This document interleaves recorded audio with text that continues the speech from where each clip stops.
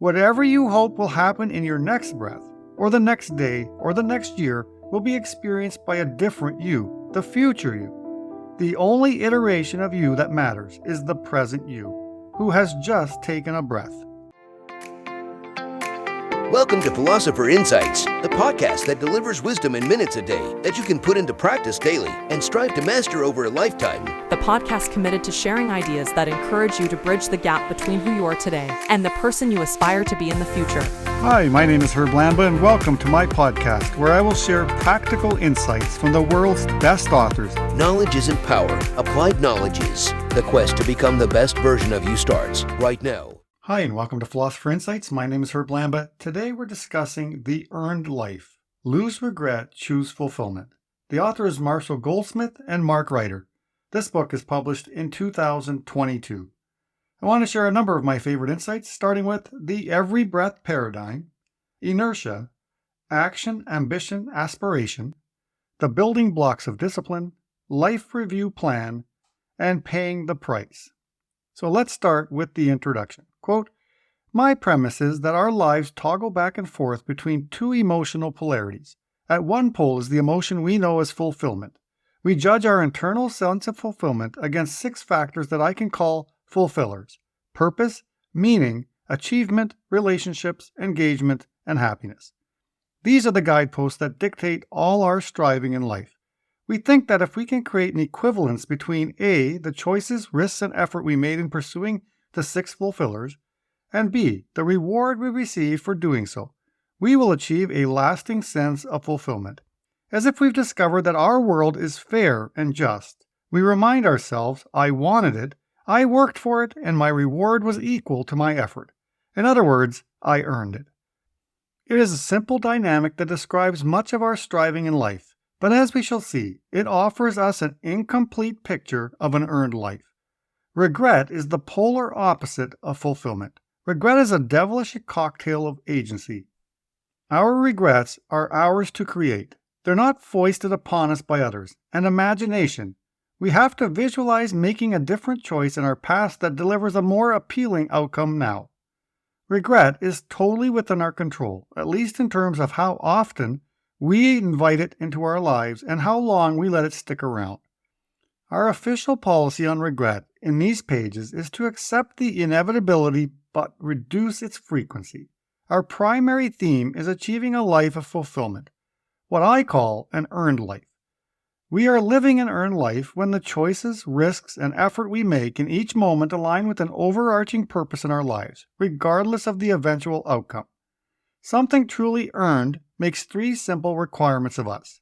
1. We make our best choice supported by the facts and the clarity of our goals. 2. We accept the risk involved. And 3. We put out maximum effort." End quote. That is from the introductory chapter of The Earned Life by Marshall Goldsmith. I genuinely enjoyed this book and look forward to reading many of his other books because The Earned Life is full of incredible wisdom. Goldsmith argues that we should all strive to live a life free of regret, where we feel like we've truly earned our success and accomplishments. He lays out this idea brilliantly, and I couldn't agree more. It's a powerful concept that's available to anyone who is willing to put in the work and make the necessary changes. Quote, "In these pages, we will see that an earned life makes only a few demands of us. Live your own life, not someone else's version of it. Commit yourself to earning every day, make it a habit, and attach your earning moments to something greater than mere personal ambition. In the end, an earned life doesn't include a trophy ceremony. The reward of living an earned life is being engaged in the process of constantly earning such a life." End quote. I am honored to share a handful of my favorite insights from this book. So let's begin. Insight number 1, the every breath paradigm. Quote, "At one moment, through your choices and actions, you may experience pleasure, happiness, sadness, or fear. But that specific emotion doesn't linger. With each breath, it alters, eventually vanishing. It was experienced by the previous you. Whatever you hope will happen in your next breath, or the next day, or the next year, will be experienced by a different you, the future you. The only iteration of you that matters is the present you, who has just taken a breath." End quote. The every breath paradigm. is a concept that emphasizes the impermanence of our emotions, thoughts, and material possessions. According to the author, we tend to get caught up in either reminiscing about our past successes or obsessing over some future goal, but we fail to fully appreciate and engage with the present moment. To remedy this, the author suggests that we need to cultivate a greater awareness of the here and the now. Instead of constantly dwelling on the past or fixating on the future, we should focus on being fully present in the moment. This is what most people tend to overlook or take for granted. Quote, "The truth is, we are never finished earning our life. There is no hard stop moment when we can tell ourselves, I've earned enough, I'm done. We might as well stop breathing." End quote. Insight number 2, inertia. Quote, "Inertia is the reason I can stipulate the following rule about your immediate future. The most reliable predictor of what you will be doing 5 minutes from now is what you're doing now. The short-term principle also applies in the long term. The most reliable predictor of who you'll be 5 years from now is who you are now." End quote. If you don't actively choose to make changes, you're unlikely to see any significant improvement in your life 5 years down the line. You cannot afford to let that happen. There is too much at stake. Think about it. If you keep doing the same things you're doing now, you'll still be stuck in the same place 5 years from now. You'll still be eating the same foods you don't want to eat, working at a job you don't enjoy, and living in a place you don't want to be. The author is suggesting that we need to combat this inertia and actively choose to make changes if we want to see progress and growth in our lives. It's not enough to just go through the motions and hope for the best. Insight number 3, action, ambition, aspiration. Quote, "Deciding what you do each day is not the same as who you want to be right now is not the same as who you want to become." End quote. I think that sentence alone stands out in this book. That is worth reading again and again until it sinks in. You need to understand this distinction to determine if you ultimately will end up living an earned life. Quote, "Is what we want to become more determinative in achieving fulfillment than what we do or want to be at any given moment?" The answer lies in the trio of independent variables, action, ambition, and aspiration, that govern any progress we make toward living the life we seek for ourselves. End quote. Action. Our present engagement transcends randomness. Every action, whether passive or active, is a conscious choice we make. From mundane tasks to significant pursuits, each holds deliberate intention, shaping our lives profoundly. Ambition. Ambition is the pursuit of defined goals bound by time and measurable progress, culminating in achievement. Aspiration is the essence of our desired self. It surpasses defined goals, lacking a fixed endpoint. Unlike ambition, it extends infinitely, defying measurement. Aspiration persists until our last breath, an everlasting journey of self-discovery. Quote, "It is tempting to treat ambition and aspiration as synonyms, but to me, they are not the same. Ambition is the pursuit of a specific goal with a finish line. We are X, we want to achieve Y. When we hit Y, our specific ambition ends, until we come up with our next ambitious goal. Aspiration, on the other hand, is a continuing act of self-creation and self-validation. It is not X turning into Y, it is X evolving into Y, then Y plus, then possibly Y squared." End quote. Positive, lasting self-improvement emerges from the synergy of action, ambition, and aspiration. When these variables intertwine, mutually supporting each other, our potential becomes boundless. In this harmonious union, we become unstoppable forces of growth and transformation. Quote, "You alone know what you're up to. You alone judge the outcome. You alone perceive the slow but steady creation of a new you, and you alone have the power to call it off. Aspiration is your best friend, whether it motivates you or tells you to stop wasting your time. It's certainly an improvement on achieving a long-held ambition only to end up asking yourself, is that all there is?" End quote. Aspiration places your future above your present, urging you to take calculated risks. It transforms you into a courageous gambler, investing your time and energy, betting on a better version of yourself. This is the currency of an earned life. Insight number 4, building blocks of discipline.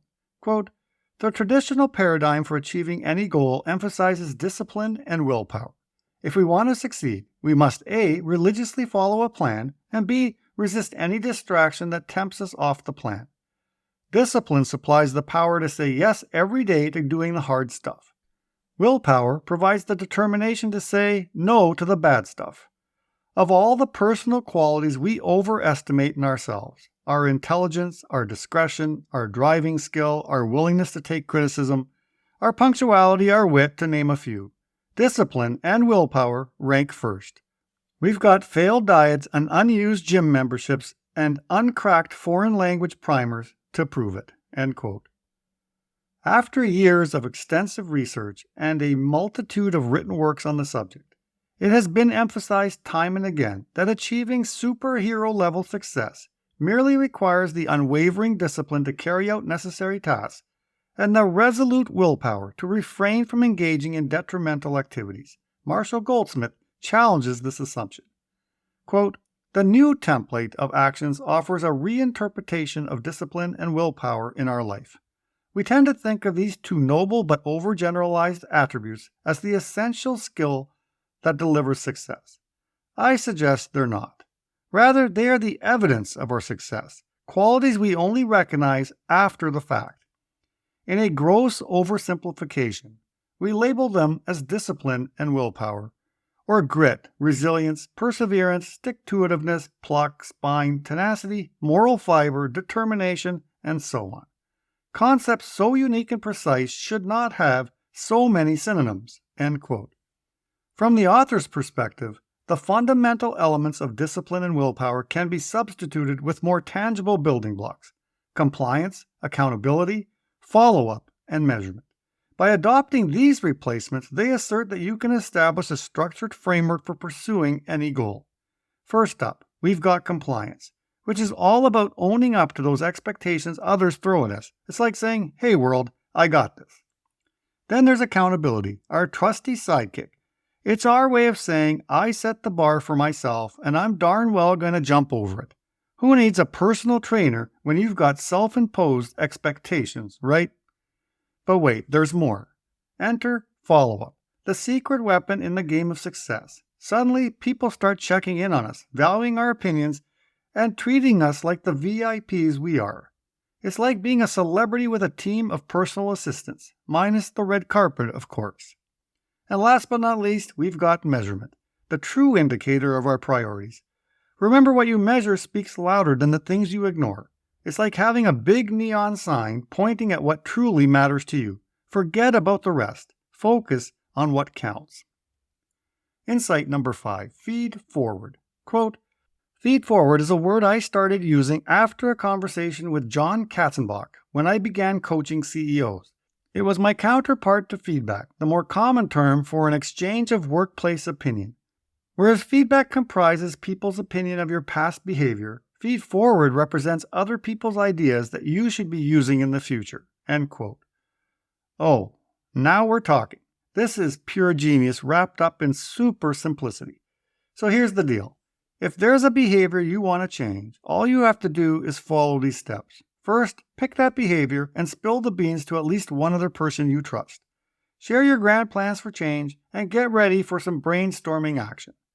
Next, be open-minded and ask that person for suggestions. Listen up, but hold back on the judgment. They might have some brilliant ideas or creative hacks up their sleeves. Just take it all in. Now here comes the most crucial part. Accept those suggestions and promise to do what you can. And finally, commit to repeating the process. Keep the conversation flowing, keep the ideas flowing, and keep that change train chugging along. Insight number 5, life plan review. Quote, "The objective of the life plan review, or the LPR, is to close the gap between what you plan to do in your life and what you actually get done. The LPR is an exercise in self-monitoring. You are asked to conduct a weekly review of your effort to earn the life you claim to desire. It measures how hard you try, presuming your lapses rather than your steadfastness, honoring the likelihood that you will fall short of perfection most weeks. How much fallibility, denial, and inertia you are willing to accept in your life and what you will do about it is solely up to you. The LPR asks only that you pay attention to your level of trying. There is no earning without heroic effort, end quote. I absolutely love this idea. It truly brings to the forefront one of my all-time favorite words, awareness. It's like having a powerful magnifying glass that allows you to closely examine your intentions and shines a bright spotlight on what you're actually achieving. It's a remarkable tool for self-reflection and growth. To truly grasp the full details, I highly recommend immersing yourself in the book. However, let me give you a quick rundown of the concept. It revolves around asking yourself a series of thought-provoking questions that begin with, "Did I do my best to?" Quote, "This is the primary benefit of the LPR. In a matter of weeks, you'll notice how brutally it forces you to confront the tough question. What did I actually do this week to make progress on my goals?" Given our tendencies for superior planning but inferior doing, this is a question we prefer to avoid. End quote. Insight number 6. Pay the price. Quote, "To pursue any kind of fulfilling life, especially an earned life, you have to pay the price. Some of us are willing to pay that price, others are not, for reasons that are compelling, but also, when all is said and done, regrettable." End quote. So imagine if you strolled up to the legendary John Maxwell and boldly declared to him, "Hey John, I want to do exactly what you do. You know, writing books and rocking the stage with your incredible speaking skills." And do you know what John responds with? He coolly says, "All right, my friend, are you ready to do exactly what I did for all those years to do what I do today?" And that is the moment when you see people retreat faster than a cheetah chasing its lunch. Quote, "To make smarter choices about when to pay the price and when to pass, we first have to resolve the omnipresent dichotomy of delayed gratification versus instant gratification. For example, you want to get up early to exercise before heading off to work. The alarm goes off at 5:45 a.m. Do you pause for a moment, tempted by the instant gratification of staying in bed for another half an hour of sleep? Whether or not the workout triumphs over sleep, this is just the first of many times you'll have to resolve delayed versus instant gratification dichotomy today." End quote. All right, my fellow choice warriors. In the never-ending battle of decision-making, I've got a secret weapon that'll blow your mind. Prepare yourselves for Mel Robbins' lethal weapon, the one and only 5-second rule. Trust me, it's about to become your new best friend. Whenever you find yourself stuck in this treacherous realm of decision-making, just remember this one simple trick. Count backwards like a rocket launching into space. 5, 4, 3, 2, 1, and voila. You've unleashed the power to make the better choice for your life. And there you have it, my friends. That wraps up the delightful nuggets of wisdom I wanted to dish out from this fantastic book. It was challenging to handpick my absolute favorites and squeeze them into this podcast while keeping it within my coveted 20-minute mark.